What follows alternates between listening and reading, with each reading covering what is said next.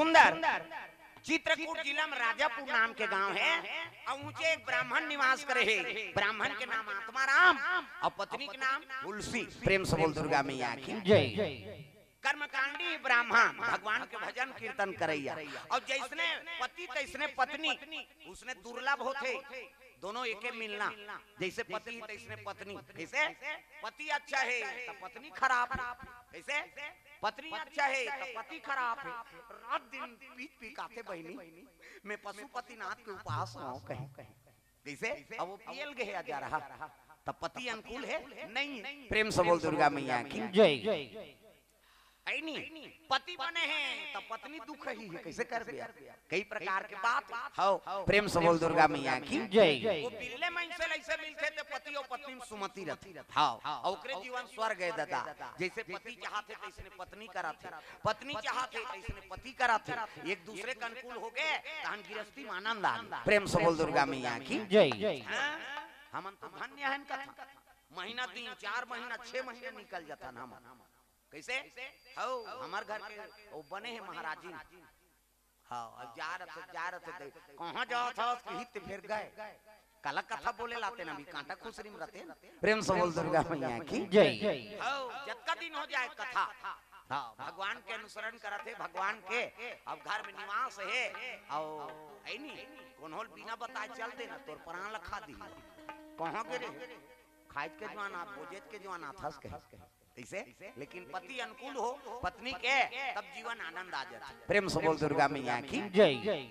ब्राह्मण और ब्राह्मणी दोनों भगवान के अनुसरण करत है का करबे लेकिन पुत्र नहीं रहेगा अब पुत्र नहीं रहे नहीं हाँ तेकर घर में करोड़ों संपत्ति तो धन बेकार बमनी रोल लग गए प्रभु एको जन तो कोक में बाल बच्चा दे देते हाँ मैं का पाप करे कोक में एको जन लोग लइका नहीं है अब बावहा नहीं तो रोत रहेगा। पंडित कथे ते मोर कर रो पे मैं तोर कर रो हूँ तब दुख के निवारण थोड़े हो ही तब कैसे अरे चल विश्वनाथ के दरबार जाबो। चित्रकूट जिला ले काशीपुरी लगे विश्वनाथ महाराज ओकरे दर्शन करे वर्चा चले लगे दोनों जहां शिव जी के दरबार चले जात बोल बम बोल बम बोल बम बोल कुछ न लगेगा बोल बम ऐसे और लइका धरे ते मन नहीं टांगा थी काबर ऐसे टांग दी तो कल लइका उलन जाए ओकरो बर बताता ना घूम बैठे तेला थोपत रही से कम से कम हाथ के तू उपयोग करो हाथ ऊपर जोड़ दा बोल बम बोल बम बोल बम बोल कुछ न लगेगा मोल बोल बम बोल बम बोल बम बोल तेरा कुछ न लगेगा मोल बोल बम बोल बम बोल बम बोल कुछ न लगेगा मोल बोल बम बोल बम बोल बम बोल तेरा कुछ न लगेगा चाहे चाहे हो बादल काले चाहे पाँव में पड़ जाए छाले चाहे हो बादल काले चाहे पाँव में पड़ जाए छाले चाहे हो बादल काले चाहे पाँव में पड़ जाए छाले चल रे कांवरिया शिव के धाम चल रे कांवरिया शिव के धाम चल रे कांवरिया शिव के धाम बोल बम बोल बम बोल बम बोल कुछ न लगेगा मोल बोल बम बोल बम बोल बम बोल तेरा कुछ न लगेगा मोल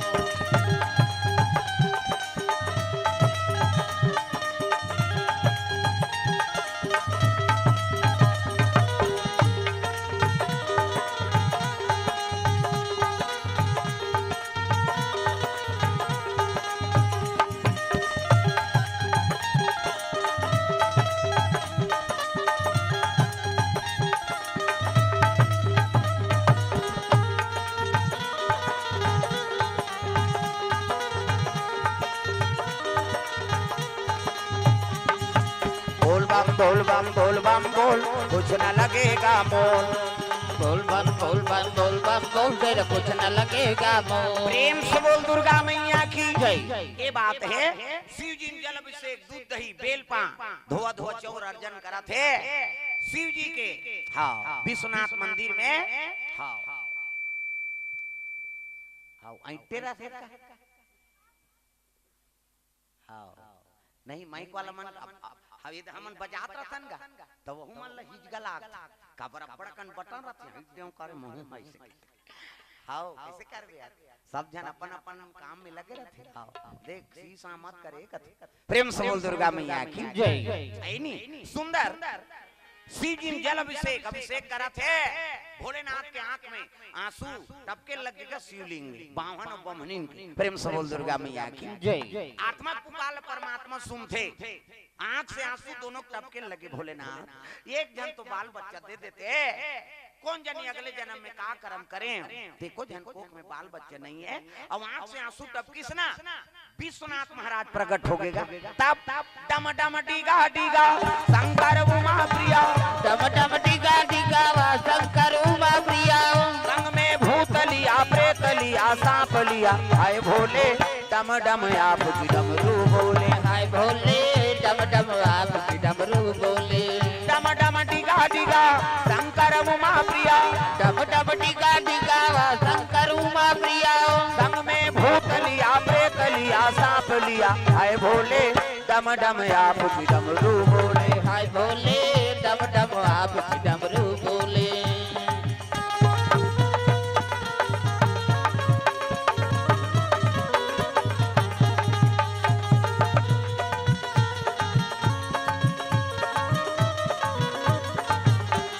हाय भोले डम डम आप की डमरू बोले। हाय भोले डम डम आप की डमरू बोले।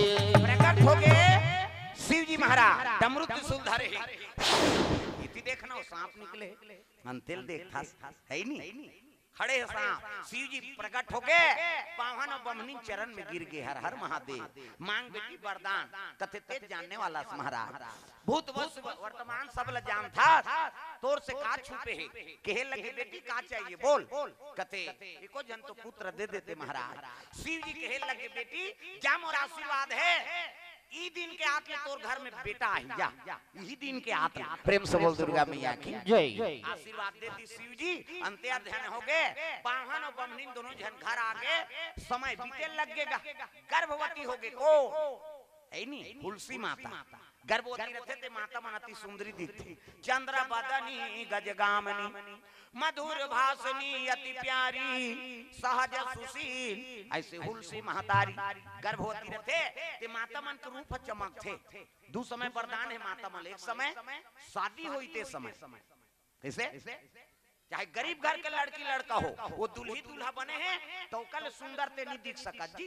हां डेढ़ स्वासी माला देखबे ना कतका वहा लक लक लक लक पहिर रहती, लेकिन ओ माला कुकुन नहीं पूछे में बता दे घूच ने बोला जे खान देखे ओकर सामने मऊ कोन होल पूछी नहीं पूछे। प्रेम से बोल दुर्गा मैया की जय। देखी केवल दुल्ही दूल्हा। दूसरा वरदान माता मन गर्भवती रहते समय चंद्र बदनी गजगामनी मधुर भाषणी अति प्यारी सहज सुशील। ऐसे हुलसी महतारी गर्भवती है ते माता मन धर्म काम करो, सुंदर रामायण के गीता के पाठ करो, बाल रूप के दर्शन कर, कन्हैया के कृष्ण के तो पुत्र होई दूसरे होई, दुर्गा के शारदा के तो ऐनी पुत्री होई ते दुर्गा बरोबर बलवती होई है नी। हां शारदा मैया हसन हां बुद्धिमती होई। प्रेम से बोल दुर्गा मैया की जय। आजकल कहां पावे बड़ गड़बड़ है नी। वो कथा वथा सुने नहीं आ कई जन्म